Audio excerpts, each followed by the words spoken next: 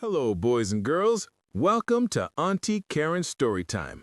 I'm Coach Al, and I've got a story just for you.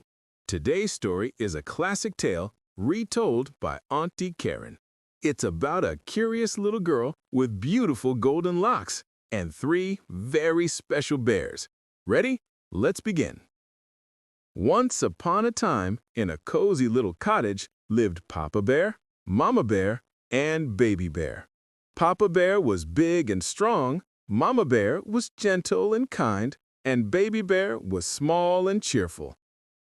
One morning, they sat down for breakfast, but their porridge was much too hot to eat. So the three bears decided to take a walk in the forest while their bowls cooled. Hand in paw, they strolled along the path, enjoying the sunshine and the fresh morning air. Not far away, a curious little girl named Goldilocs wandered through the forest. She spotted the cottage and whispered, "I wonder who lives here." The door was open just a little bit, so she tiptoed inside. On the table, she found three bowls of porridge. Goldilocs tried the big bowl and said, "This porridge is too hot." She tried the middle bowl and said, "This porridge is too cold."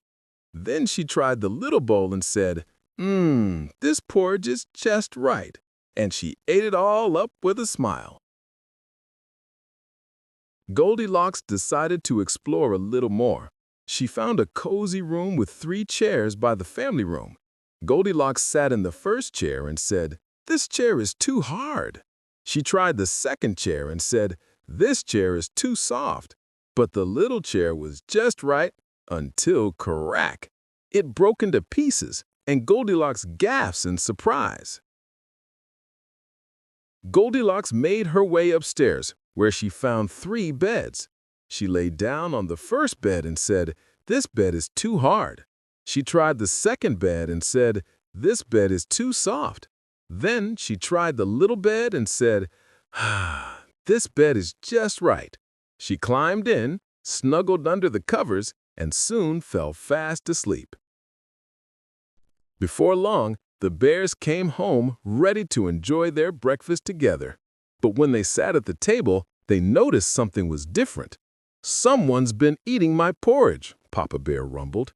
"Someone's been eating my porridge," Mama Bear said. "And someone's been eating my porridge, and it's all gone."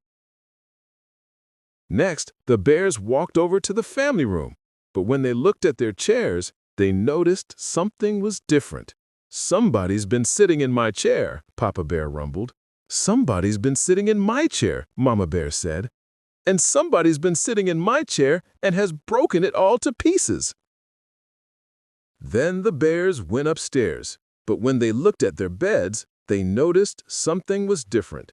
"Someone's been sleeping in my bed," Papa Bear rumbled. "Someone's been sleeping in my bed," Mama Bear said. "And someone's been sleeping in my bed, and she's still here." Goldilocks blinked awake and saw three bears standing by the bed. She felt a little scared at first, but then she managed a small smile. "Hello, I'm Goldilocks. I didn't know this cottage belonged to you.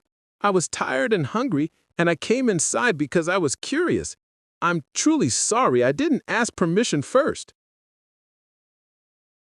Papa Bear crossed his arms and rumbled, "Everyone's things are special. You should not take them without asking." Mama Bear stepped closer with a kind smile. "But thank you for telling the truth, dear. That shows courage." Baby Bear shuffled his paws and said, "I felt a little sad when I saw my things used, but I forgive you." Goldilocks sighed with relief and nodded. "Thank you. I'll remember to be more thoughtful." Before heading home, Goldilocks gave each bear a gentle hug. The bears smiled kindly at her, and for a moment they all felt closer than before. Goldilocks nodded and said, "I've learned an important lesson today. Always ask before touching someone else's things." The bears nodded back, glad that she understood.